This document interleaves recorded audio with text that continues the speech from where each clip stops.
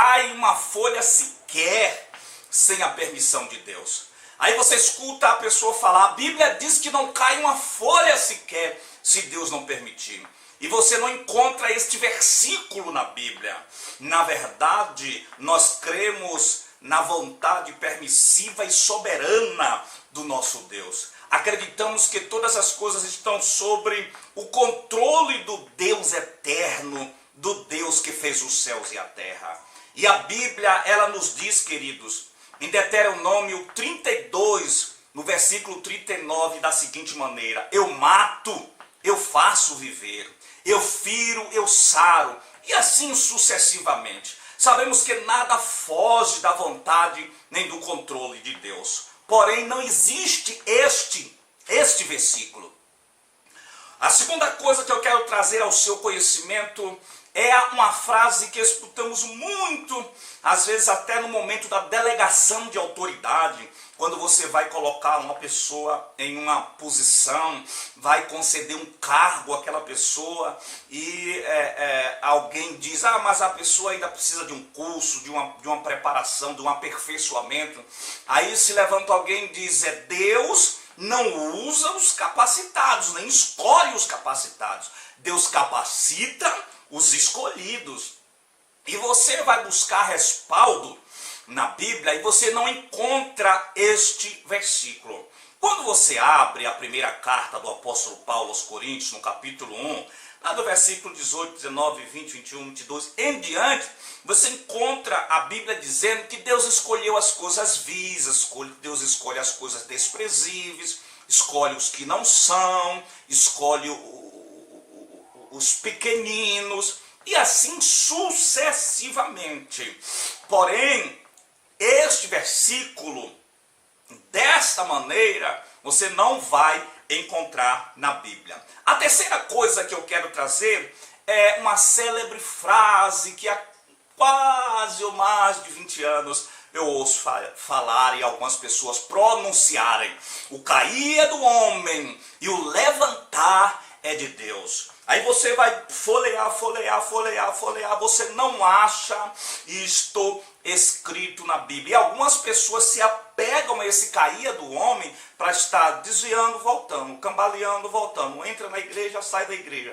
Entra na igreja, qualquer coisinha que vê, que se entristeceu, se zangou, alguém falou alguma coisa, o pastor pregou a mensagem mais dura, ele já sai. O irmão não deu, passou 2 domingos sem dar oportunidade, ele já sai da igreja e ele entende que o cair é do homem e o levantar é de Deus. A Bíblia, ela nos dá 2 versículos que mais ou menos é parecido com esse. Salmo 37, versículo 24, diz assim: ainda que caia, não ficará prostrado. A Bíblia diz, queridos, em Provérbios 24, versículo 16, está escrito assim: 7 vezes cairá o justo, mas o Senhor o levantará.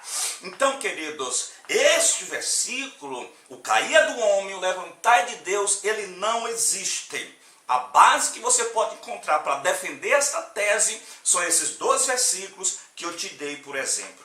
A quarta coisa que às vezes nós escutamos desde quando eu era criancinha, bem pequenininha lá em Barbacena, que eu ouço falar: faça por ti que eu te ajudarei.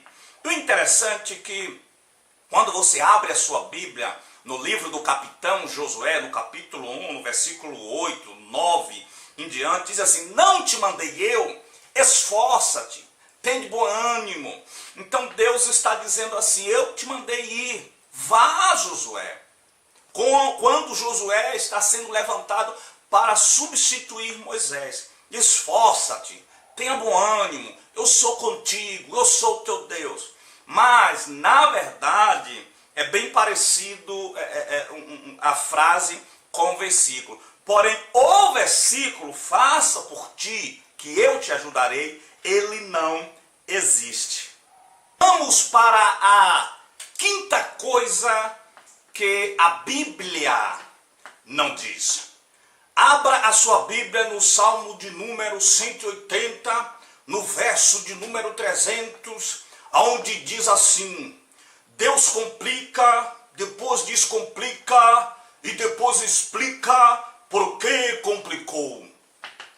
Queridos, na verdade, a minha Bíblia, ela apresenta para mim um Deus que descortina todas as complicações para as nossas vidas e nos mostra a simplicidade do Evangelho. Se você for examinar a Bíblia no livro de Eclesiastes, no capítulo de número 7, no versículo de número 29, Eclesiastes 7, 29, a Bíblia vai dizer que Deus fez um homem reto, mas o homem é que complica tudo. O homem é que se envolve, se mete em muitas loucuras. Na verdade, o Salmo de número 18, no verso 30, diz que o caminho de Deus é perfeito. E eu entendo um Deus, o Deus da Bíblia, o meu Deus, o nosso Deus, é um Deus que, na verdade, ele não complica nada. Quem complica somos nós, que somos seres humanos dotados de falhas, de fraquezas e de várias complicações. A sexta coisa que a Bíblia não diz, queridos, é que os anjos, eles desejaram pregar o Evangelho na terra. Eu já ouvi algumas pessoas pregando e até conjecturando que foi uma luta para que os anjos não descessem para pregar, e alguns usam até este versículo para incentivar o povo a evangelizar, porque Deus deu esse privilégio à igreja e que os anjos desejariam ou desejaram fazer isso. Vamos para a Bíblia para ver se realmente é isso que está escrito. 1 Pedro 1,12 diz assim: para as quais os anjos desejam bem atentar. O que significa esse desejo bem atentar? A Bíblia está falando para nós que os anjos desejaram entender, compreender, examinar. Esta é a tradução correta. Não que os anjos queriam vir evangelizar. Não existe respaldo bíblico para defender esta tese. Para nós encerrarmos este vídeo, eu quero trazer aqui um versículo muito usado pelos pregadores pentecostais. Certa feita eu estava conversando com um irmão, e o irmão disse assim para mim: eu fiz a festividade com jovens lá na minha congregação. Eu disse: oh, que benção. Eu perguntei para ele: e qual foi o tema? Ele disse assim para mim: vim lançar fogo na terra, um tema pentecostal de avivamento, de fogo. E na verdade, quando eu tentei explicar para ele o significado correto de Lucas 12, 49, eu ganhei um inimigo.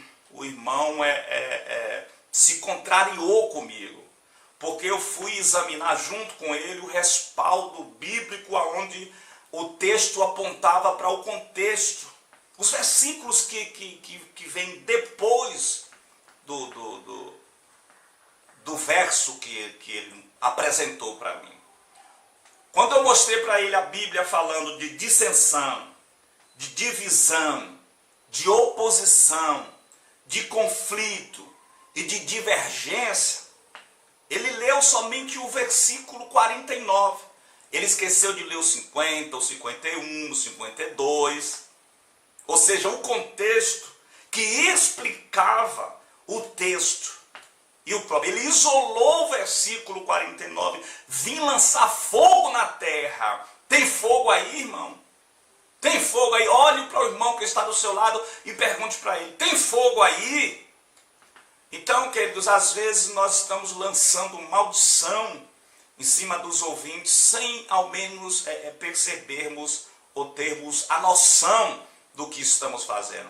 É necessário um exame de maneira minuciosa nas escrituras sagradas para que possamos estar pregando um verdadeiro evangelho com base bíblica para a edificação dos ouvintes e para a glória do Deus que nós servimos. Eu quero encerrar aqui este vídeo com essas 7 coisas que a Bíblia não diz, pedindo a você, deixe o seu comentário, se você